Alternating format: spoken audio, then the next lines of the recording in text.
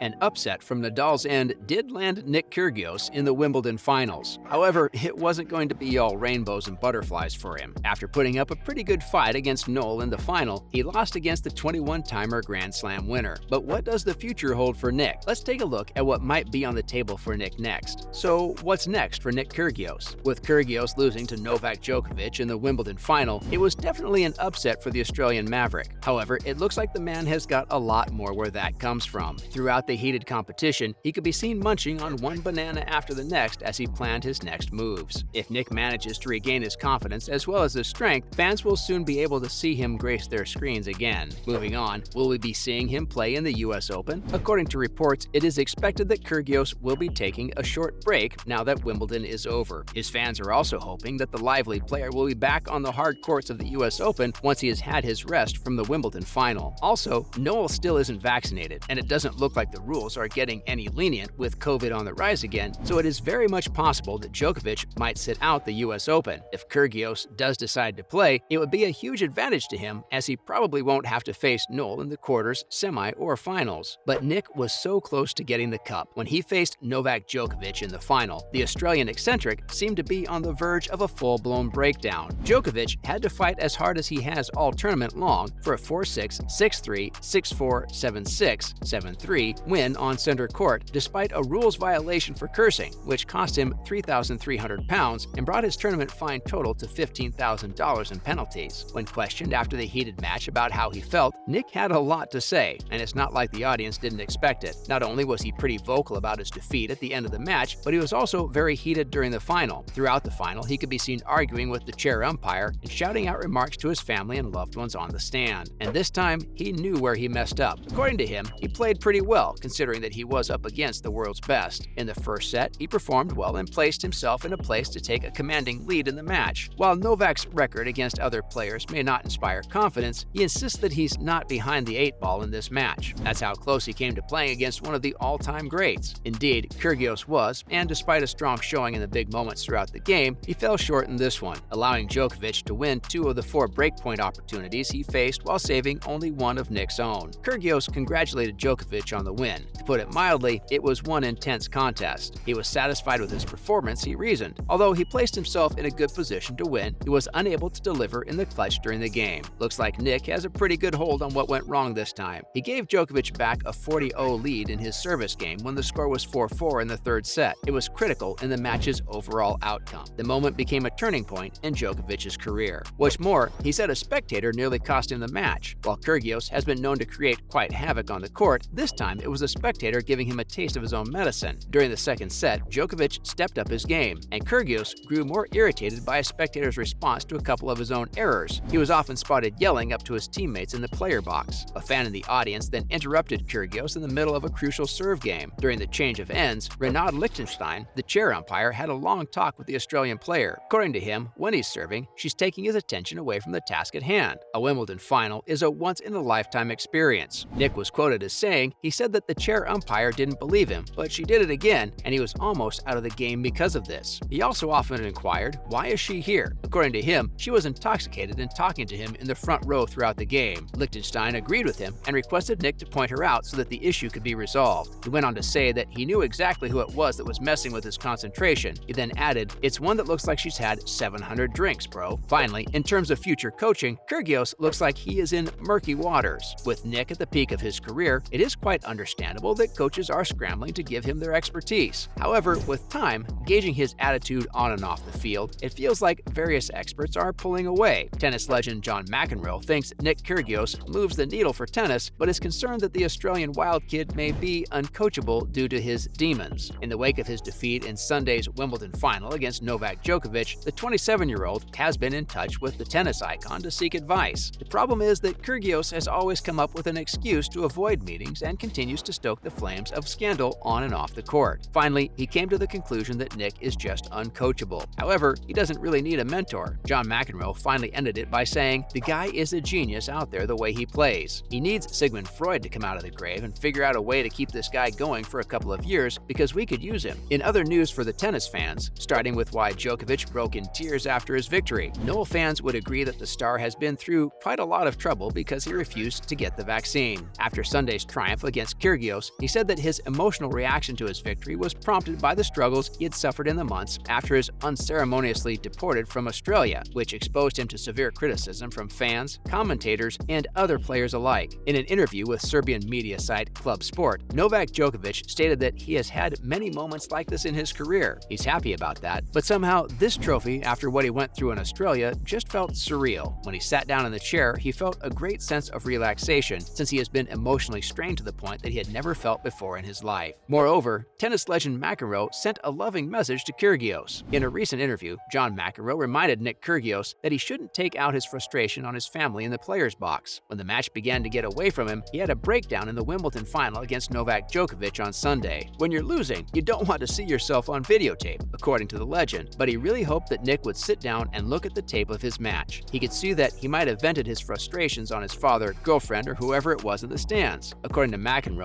hopefully he'll look at the tape and realize that he didn't need to direct his frustration or anger toward the people just there to support him. And lastly, Kyrgios broke Wimbledon fashion rules immediately after losing. Nick cursed at the 8-year-old Prince George and was fined. His total fine amount was $15,000, but that still didn't stop him from breaking some more rules as he lost. After the game was done, he made one more statement, although it was non-verbal in nature. Rather, he wore a crimson hat during the prize presentation, and this was very clearly a rule break. Maybe Kyrgios was trying to express his anger, or could it be that he just likes stirring up trouble? At Wimbledon, players must wear only white while on the court due to the tournament's strict dress code. Tennis gear must be nearly totally white, and this rule applies from the moment a player steps into the court's perimeter. Cream and off-white don't fall within the category of white. During court interviews, and while taking his prize from Kate Middleton immediately after the match, Kyrgios wore his red Nike Air Jordan hat, which obviously violates SW19's all-white dress rule. It looks like Kyrgios is a staunch believer in any publicity is good publicity. That's a wrap for this video. What do you think? Will Kyrgios come back in the US Open, or is the defeat enough to make him sit it out? Let us know in the comments below. Make sure to give this video a thumbs up and subscribe to our channel for more videos like this. See you in the next one.